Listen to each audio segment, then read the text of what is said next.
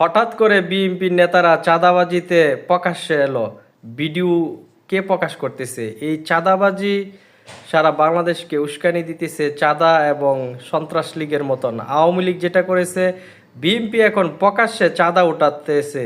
তার কারণ বিএনপি চাচ্ছে নির্বাচন, মানে দেশকে অস্থিতিশীল করে, ডক্টর ইউনূস সরকারকে অস্থিতিশীল করে নির্বাচন আদায় করার উদ্দেশ্যে বিএনপির নেতারা চাঁদা প্রকাশ্যে ওঠাচ্ছে। এটা অত্যন্ত দুঃখজনক। আওয়ামী লীগ সন্ত্রাসীরা যেটা করেছে, বিএনপিও সেটা করিতেছে। এটা বিএনপির জন্য মারাত্মক ভুল সিদ্ধান্ত হবে। অতএব এই চাঁদাবাজদেরকে তাড়াতাড়ি গ্রেপ্তার করতে হবে এবং বিএনপির দলকে ডুবাবে এই চাঁদাবাজরা, অতি উৎসাহী লুবিরা। অতএব নির্বাচন অবশ্যই হবে, কিন্তু আওয়ামী লীগ নির্বাচন ব্যবস্থা আমরা চাই না। আমরা চাই একটি জবাবদিহিতা এবং সুন্দর নির্বাচন ব্যবস্থা।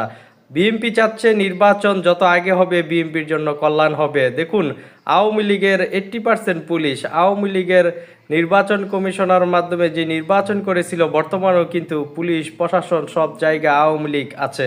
অতএব নির্বাচন বিএনপি যতটা আগে মনে করে ভালো হবে, সেটা ভালো হবে না। অতএব বিএনপির এই চাঁদাবাজদের প্রকাশ্যে আসার উদ্দেশ্য হলো নির্বাচনকে সামনে এগিয়ে নেওয়া এবং তারা দেখাতে চাচ্ছে যে দেখো ডক্টর ইউনূস সরকার ব্যর্থ হচ্ছে, তার কারণ এই চাঁদাবাজ বিভিন্ন সন্ত্রাসী বেড়ে যাচ্ছে। অতএব বিএনপির নেতাদের জন্য এটা কল্যাণকর হবে না, বিএনপির জন্য এটা দুর্ভাগ্য বয়ে আসবে। তার কারণ বিএনপি সেটা পরে টের পাবে।